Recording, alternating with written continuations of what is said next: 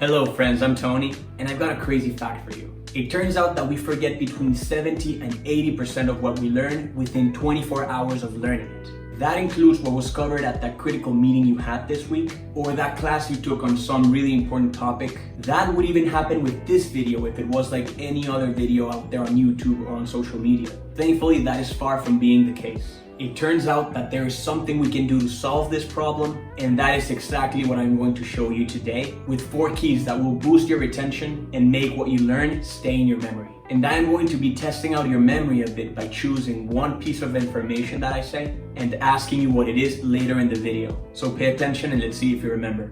I spent most of my life studying and learning new things. I started off in high school in Venezuela, moved on to study industrial engineering in Boston, jumped straight into data science after graduating, working right next to Boston in Cambridge, where I worked for a couple of years until I came back here to Venezuela, where I'm still working on data science and on business intelligence more specifically. And I have realized through the years how much I love to learn. Things really took off when I learned how to play guitar at 21, and that is when I realized that you could go into a field that is entirely new and that you know absolutely nothing about, and through a reasonable amount of time and effort you can get to a point where you never thought you could get to. Even better, you can gain a skill that you're going to have from then on and that nobody can take away from you. So I'm really glad you're here, and if you're new, welcome to the channel, where we seek to understand our brain better so we can learn how to use it better. If you ever hear me talk about coding or music or meditating or reading or exercising or whatever we talk about, know this, that the purpose of this channel is to spark our brains to see what we're capable of and inspire others to do the same. Because I truly believe that one of the best investments we can make is on our brains, because they play such an important role in pretty much every single area of our lives. With that said, today we're going to focus on tackling the problem that we forget most of what we learned within a day of learning it. When I found out that there were proven methods for learning and remembering more effectively, I began to use them and I started to see an unbelievable increase in my retention. All that by spending way less time studying. I'm sure that if I had known and applied these back in college, I would have gotten way better grades with less effort and, most importantly, less stress. And now that I use them for learning new skills and new concepts to improve the quality of the work that I produce, I am seeing the results, and I want to share some of these techniques with you today. The first key concept we need to understand is the forgetting curve itself, because we do forget around 70 and 80% of what we learn within 24 hours of learning it. This is why cramming an entire topic on the day before the exam might work for the exam, but it doesn't work if you want to be retaining the information for longer than that. This graph shows the percentage of retention of information over time. We can see how at day 0, we're at 100% retention because we just learned the information. Then we see how from day 0 to day 1, retention drops drastically to between 20% and 30%, which means we're forgetting between 70 and 80%. So the question is, how do we prevent this from happening? That's where those arrows that you see on day 1, 3, and so on come into play. And you might have guessed what those mean already. They represent revisiting the information, which takes us to our second key concept, active recall. Active recall is not at all the common way of reviewing something. And I can't tell you how much of a game changer this is, because simply reading over the material isn't the most effective way to commit information to memory. Active recall involves producing the information yourself without any assistance. So for example, let's say that we want to review a piece of information that I gave you at the beginning of this video. The purpose of this channel. We could do this in one of 2 ways. On the one hand, I could remind you by saying, hey, the purpose of this channel is to fill in the blank.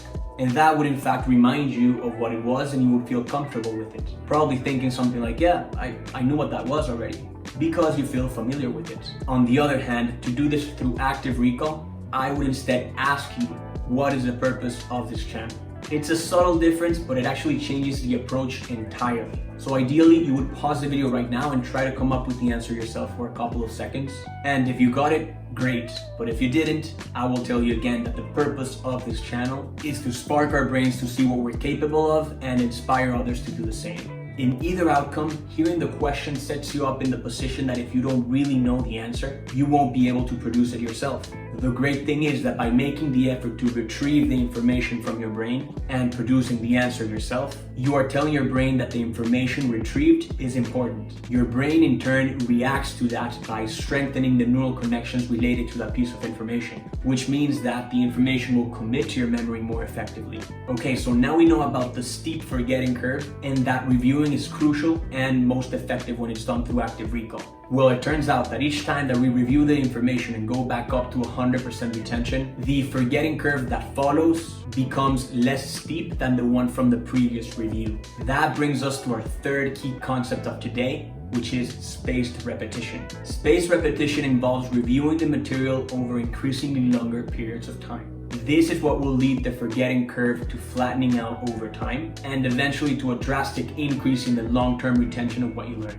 That's what we're seeing in the graph when we see that we review with intervals of 1, 2, 3 days and so on. The actual time intervals that you use will depend on what you're studying. A good strategy might involve using weeks instead of days, and maybe changing the intervals and trying different things until you find out what works for you. But finally, now that we know that we can tackle the forgetting curve by engaging in active recall spaced out through time, the ultimate way to internalize what you learn and verify that you truly understand the information you learned is to teach the concepts to somebody else. By teaching what you learn, you connect the dots on the concepts and fully immerse yourself in the information. When you become capable of teaching the topic well and in a way that is easily understood, the advantages of teaching are many. First of all, you share what you learn with somebody else. You also find out what you truly know and what you don't. In the end, when you teach, you get to learn the information twice and in more depth. The teacher often learns more than the student because of how well they need to know what they're teaching and all the preparation that goes behind it. So make sure that you're explaining what you learned so you're connecting the dots, even if you're explaining it to yourself as a review.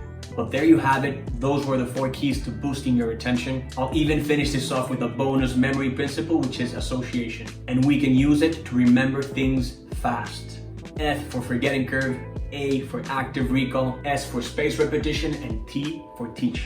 In that way, by associating this video with remembering fast, you will be that much more likely to remember what you learned today.